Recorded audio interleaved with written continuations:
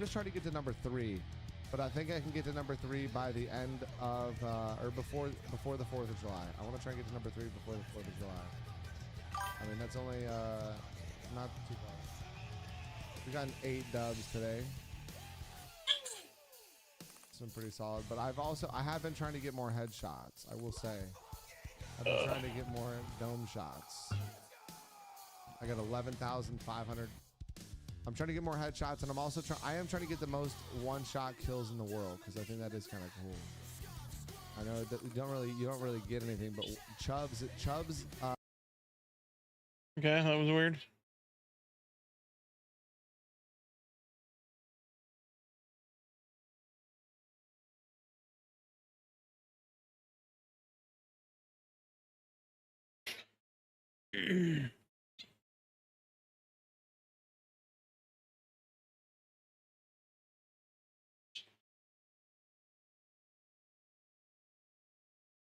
Oh, wait.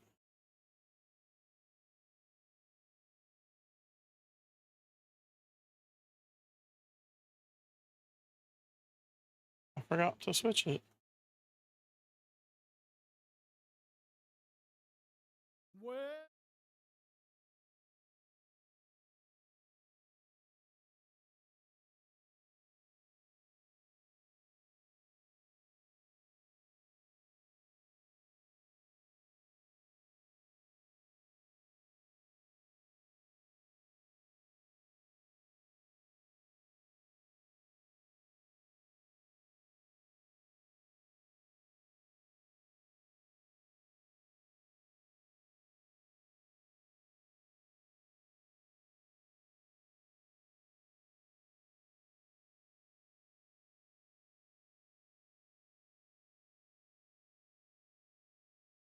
That's better.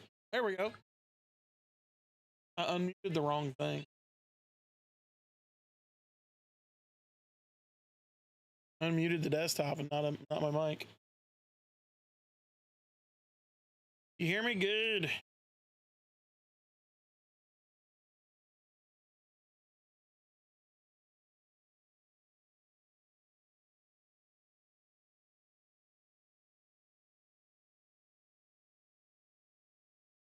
I am absolutely drained.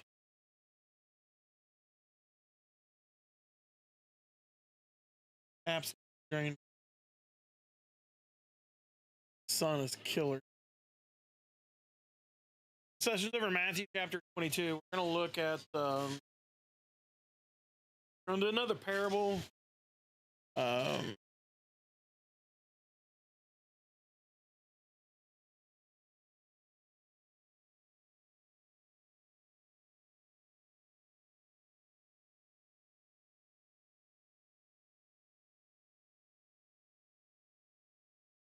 Another parable. This information on the resurrection and the Pharisees and Sadducees trying to do their thing and try to trip Jesus up. They're trying. The idea is to get him to say something that will either um, get him to uh, go against something that he prior said, or to say something that would legitimately allow them to accuse him and charge him uh, uh, hypocrisy or blasphemy. So they're going to do it. They're going to start asking questions. They're going to start trying to trip him up. They're going to start doing everything they can to discredit him in any way possible. So we're going to look at that this week.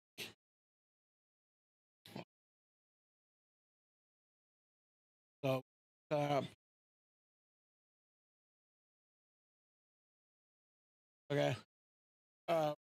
Cat chapter 21 real quick here in just a minute. I'm going to give people a minute or two to get in here that want to. They want.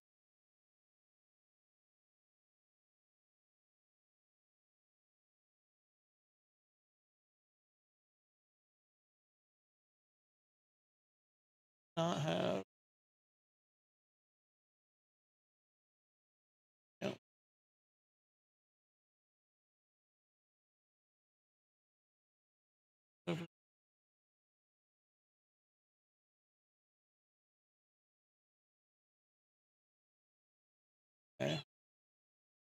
So yeah, we'll give it just a minute. Let others want to come in. Ready and go.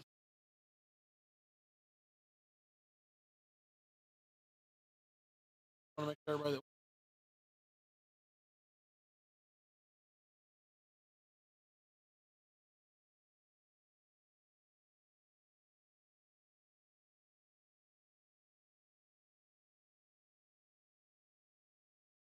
Dark shadows. All right.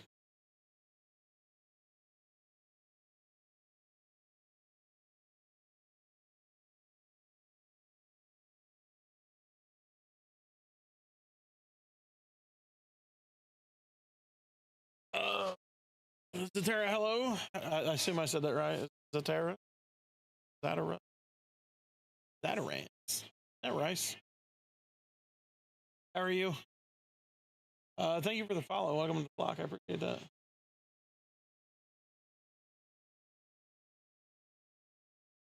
All right. A couple more seconds. You're good. Good. Glad to hear it.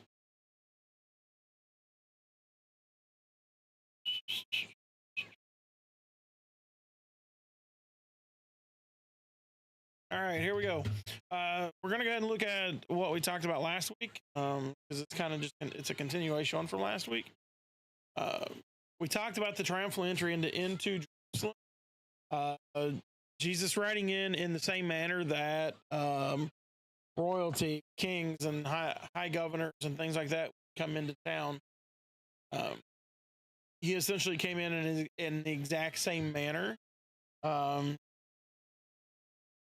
Just not as flashy as what the others come in. He didn't have high dollar clothing. He had the crowd. He rode in on the animal that he was supposed to ride in on. They were laying stuff down before him, so to honor him, kind of like how they do like the red carpet for royalty. When they would march in, there was clothing materials that they would lay down. The kings, the Caesars, all that stuff, when they come in, they would put down before them, so they trot across them.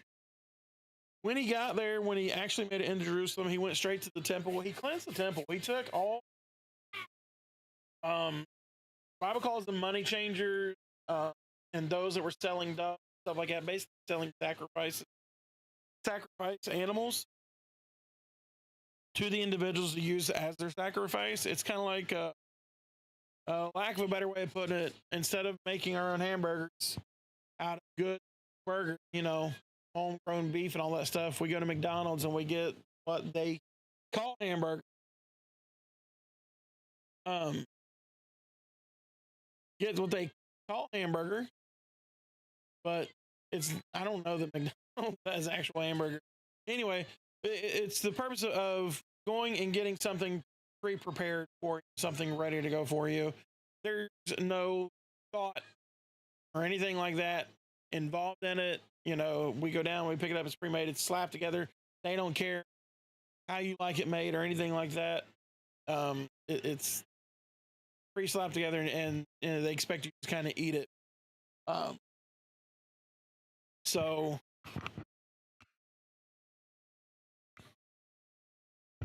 they wouldn't say anything. Lee wouldn't say anything. Lee, is there something with the microphone? Does it sound bad? I might need to just keep it closer. Anyway, so it was the same aspect. If you stay home, if you raise your cattle, if you butcher your cattle, if you grind your own beef, stuff like that, the burgers are going to be better. They're going to be better meat. You're going to get a better product out of it. You're going to be able to fix it the way that you want it. All that stuff's going to happen rather than going to a fast food restaurant and getting what they call hamburger. So that's essentially what they're doing with the dove stuff in the temples. They were selling them as sacrifices. The idea of the sacrifice that was put into effect in the Old Testament was you were to raise the sacrifice, separate it yourself, tend for it yourself. It was to be the best of what you had, not the worst. And all of that changed. They corrupted all that. They reversed it. It was bad. So, it was no more It kept cutting in. With it close, it sounds good. Okay. You know, no more putting any thought into the sacrifice or anything like that. Basically, it was junk sacrifice. So he threw all that out, got rid of all that and everything like that. So he cleansed all that up. And then we see the fig tree withered. There's a very big lesson in this. We're not going to get into it in this book, but we'll see it in the other gospels, and we'll actually get into a very big lesson on the withered fig tree. So, you know, he withered the fig tree. The disciples were marveled. They were amazed at it. And he said, hey, you know, if you have enough faith, you can do this as well. For this moment in this book, this is a lesson on faith. There's a more serious and deeper lesson on it down the road that we're going to get out of it from a different book. His authority gets questioned. They ask, you know, by what authority do you do these things?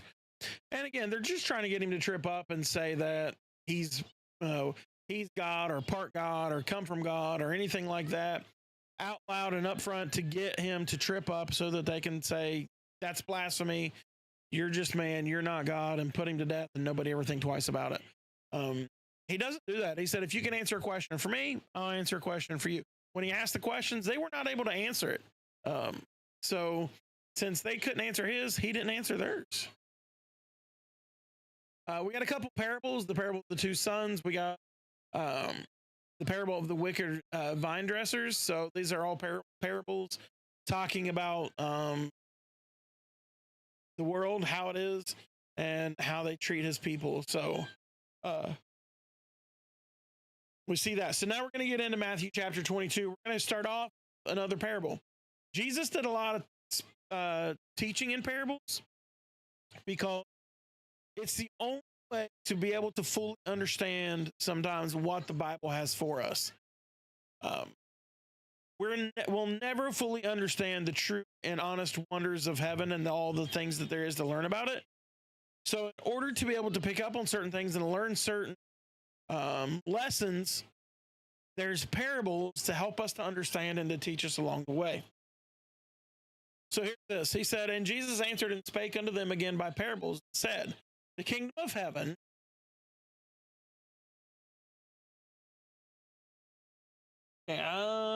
if you're on your phone, I can't turn it sideways. You might be able to, but it's actually widescreen on my end. So, he said, the kingdom of heaven is likened unto a certain king, which made a marriage for his son, sent forth the servants to call that were bidden to the wedding, and they would not come.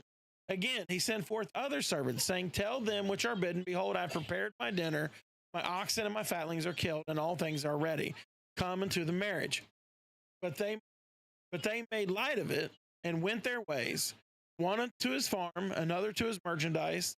The remnant took his servants and entreated them spitefully and slew them. But when the king heard thereof, he was wroth. He sent forth his armies and destroyed those murderers and burned up their city. Then saith he to his servants, the wedding is ready, but that which are bidden were not worthy. Go ye therefore into the highways, as many as ye shall find. Bid them to the marriage. So here we have this parable is a parable about Israel. It's about the Jews. So we have that obviously God is the king. He made a marriage for his son, Jesus. He sent forth servants. This is the prophets from the Old Testament coming into the disciples, the New Testament, the apostles and things like that they went out and they were to call his servants to come that were bidden to the wedding. Invite them in. I'll preach the kingdom of God and the goodness and the message of salvation. Give that to them. Okay. But the problem is, it says that they would not come. Israel refused to hear what the disciples taught. They refused to hear what the prophets were teaching. They refused to hear what the apostles were teaching. Israel did not want anything to do about it because they had their own ideas and they had taken the Christian faith at that point and changed it and it into what they wanted it to be. They had turned it into what they thought it should be and what they wanted it to be, to where it only benefited them and did them any good. And they were very comfortable in their way of life. They didn't want any changes. So were they going to accept it? No, absolutely not. And they refused to listen to those. And it got so bad that they even killed or martyred. Some of the disciples were martyred. The apostles were martyred. They did away with them. And it said, but he sent forth his armies and destroyed those murderers and burned up their city. That's the judgment of God coming upon them. He says, then the wedding's ready, but they which were bidden were not worthy. Those were not worthy. This is where you and I come into play. This is where it opened up to anybody, the Gentile nation, all those other nations out around Israel. It was opened up for them to be able to hear the word of God, accept the plan of salvation, accept what God was offering, and to be able to achieve. So it says that the saints, he said to the saints, the wedding is ready, but they which were not worthy, go ye therefore into the highways, out into the lands, as many as ye shall find, bid to the marriage. You preach the word to everybody. He said, so the servants went out into the highways and gathered together all as many as they found, both bad and good, and the wedding was furnished with guests. He doesn't care about your background. When God calls you, when he looks for you, when he's coming after you, when he knocks at your heart, he doesn't care what type of person you were. He doesn't care. It's chapter 22 in the book of Matthew. He doesn't care what your background was, no matter how severe. There's not a sin severe enough on this earth that God will look at you and say, that's too bad, turn away. I'm not going to give you the opportunity. Every single soul on earth will have the opportunity to accept Christ, no matter how bad. Okay? So they said they found the bad and the good, and the wedding was furnished with guests. Those people took what they said and listened to it and came. It says, the king came in to see the guests. He saw there was a man which had not on a wedding garment. And he saith unto him, friend, how comest thou in hither, not having a wedding garment? And he was speechless. The foot take him away and cast him into outer darkness. There shall be weeping and gnashing of teeth, for many are called, but few are chosen. So this is those individuals that even now today, there's so many people that think they're going to be able to sneak their way into heaven. They're going to bypass God's judgment. They're not going to have to deal with it. And if they just hang out in the crowd, nobody will notice they're there. But the thing about it is there's going to be wedding garments. There's going to be wedding robes of righteousness that we shall wear. And those that refuse to take that robe will not enter in.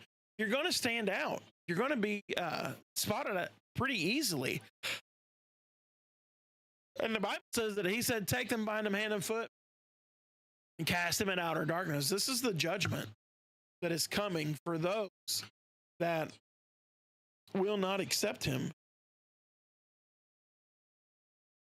So it says, then the Pharisees took counsel how they might entangle him in his talk. How are they going to trip him up?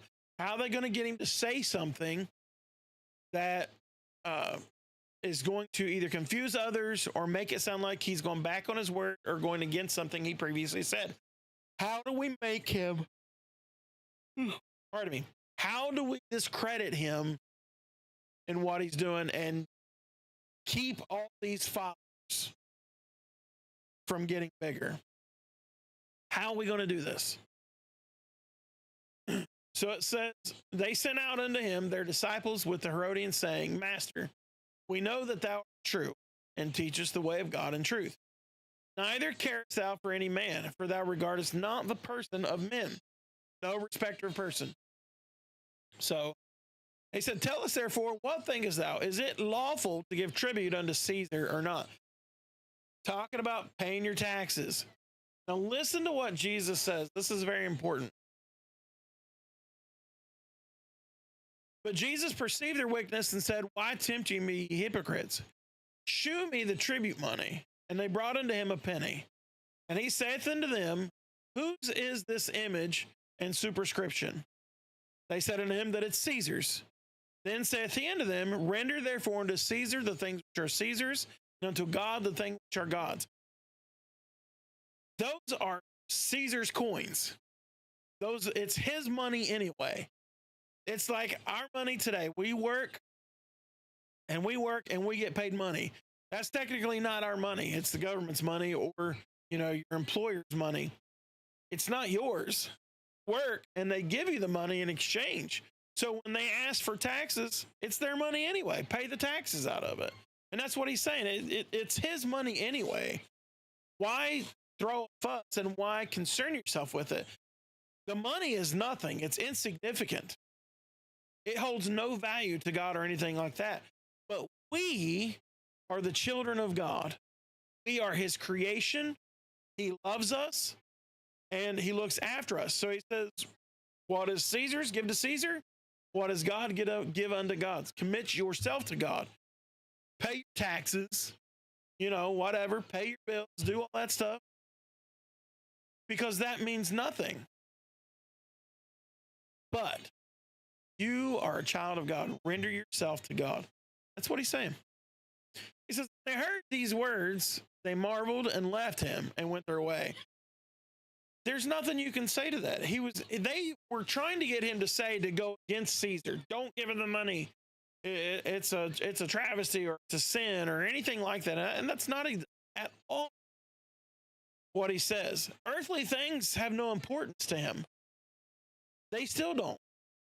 We're not to have a huge concern on earthly things. We're not to be obsessed with earthly things, but of spiritual things, and focus on that and what God wants us to do in his plan for us.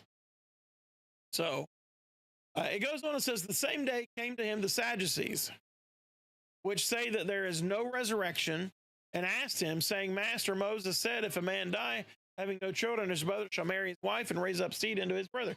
Now, we talked about the Sadducees and the Pharisees earlier. I said that there's two different divisions of them. They're split. One believes in the resurrection, one does not. Here we see the Sadducees do not believe in a resurrection. Any resurrection. They don't believe in a resurrection from the rapture. They don't believe that Jesus will be resurrected from the dead on the third day. They believe in no resurrection. That's it. So they're questioning that resurrection. And it said, Moses wrote back in the old law, if you go back to the Old Testament, you read, Moses wrote back here, said, if a man die having no children, his brother shall marry his wife and raise up seed unto his brother.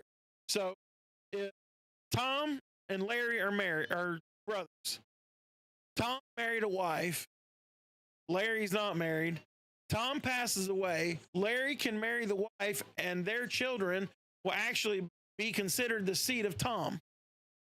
Okay? That's how the household name and those things can be continued on. That's how that would work. Well, so they're saying that if a man dies and have no children, his brother marries his wife, raises up seed unto his brother. Now there were the 7 brethren, and the first, when he had married a wife, deceased and having no issue, left his wife unto his brother. Likewise, the second, the third, and unto the 7th. And last of all, the woman dies also. Therefore, in the resurrection that they don't believe in, whose wife shall she be of the 7? For they all had her. So they're like, if there were 7 brothers and the first one passed away, and as she married each brother, they all passed away. Well, if there's a resurrection, then whose wife is she going to be at the end of this? So, and it's a very dumb question that they even went that way. So it says, Jesus answered and said to them, ye do err, not knowing the scriptures, nor the power of God. You guys are silly. You don't even know what you're asking. It's like you don't even know what you're asking. You have no understanding of what you're questioning about. Because for one, you don't even believe in the rapture, right? So he says, for in the resurrection, They neither marry nor are given in marriage, but are as the angels of God in heaven. So, what is this saying? There's not going to be, when we get to heaven, we get new heavenly bodies. They're going to be completely different. They're going to be spiritual bodies. And we know from previous that angels have no gender. Okay? So when we get there, gender will not be a thing nor a concern. Life will be completely different in heaven. It'll be 100% different in heaven. So when we get there, there's not going to be any gender. So it's not going to be, we're not going to resurrect as, all 7 of those brothers aren't going to resurrect and then the wife resurrect and then she has to be committed to one of those. When we get to heaven, there's not going to be an acknowledgement of marriage. My wife that I'm married to, when we get to heaven, we're not going to be married in heaven. We're going to be 2 people in heaven, and that's it. So these guys are, obviously they're being sarcastic because they don't even believe in the resurrection, but they're playing it like when you resurrect, you're just going to be up in another fleshly body. It's not going to be that way. There won't be fleshly bodies there. There will be spiritual bodies there. So it's going to be completely different. And that's what he's saying. He says, you don't even know the scriptures. The resurrection, neither married nor given in marriage, but you're going to be as the angels. But as touching the resurrection of the dead, have you not read that which is spoken unto you by God, saying, I am the God of Abraham, the God of Isaac, the God of Jacob. God is not the God of the dead, but of the living. Will we be in our own body? We will have our own spiritual body, but it will not be this body. We have a new body being created in heaven for us. So when we get there, we may look completely different. Actually, the Bible says that our bodies are created in His image. So this may not even be how I look up there. But he says, you've never read which is spoken unto God, saying, I am the God of Abraham, Isaac, and Jacob. God is the God of not of the dead, but of the living. And when the multitude heard this, they were astonished at his doctrine. He's basically telling them that the resurrection is real and it will happen. How will we get to know each other? The Bible tells us that we will be known as we're known. So in essence, when I see my wife in heaven, I will know who she is. But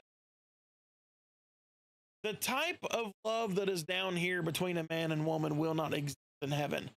The only love that exists in heaven will be that pure, godly love. It'll be completely different. So I will know her by her name. We will be able to recognize each other in that sense as individuals. But it won't be that she will be my wife in heaven. She will be an individual person. I will be an individual person. We'll know one another, but that is it.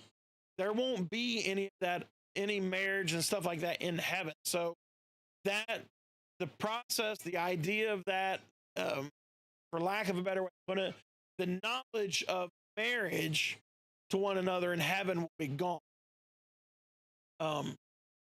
We will know that we love one another, but it'll be that godly love towards one another, and that's it. So it'll be completely different. I know it sounds confusing, but unfortunately, the truth of that is we're not meant to fully understand everything here on earth. We will gain full, complete understanding when we get there. We can understand certain things and some things down here. We understand we'll go to heaven. We understand we will see one another. We understand that we will be known as we're known. We will understand that the knowledge of marriage will not be there. So you'll see everything will be different there. It won't be sad. People's like, oh, that's so sad. It won't be sad because there'll be no sadness there. We won't have that knowledge, so it's not going to be there to make us sad. You know what I mean? It's going to be different. So you'll see. when we get there. It says, but when the Pharisees had heard that he had put the Sadducees to silence, they gathered together. So the Pharisees set back, Sadducees got their chance. Now the Pharisees are going to do theirs. He says, then one of them, which was a lawyer, asked him a question, tempting him.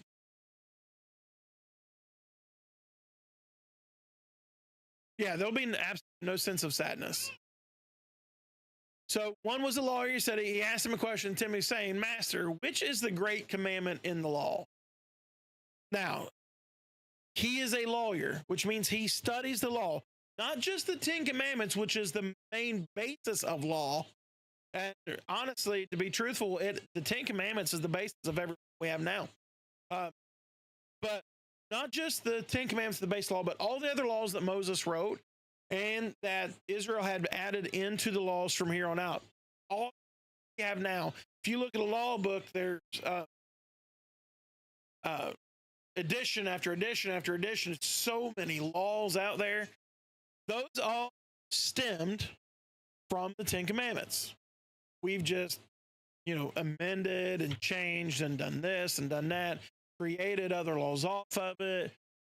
It's a crazy mess of how we continue to create laws off of them.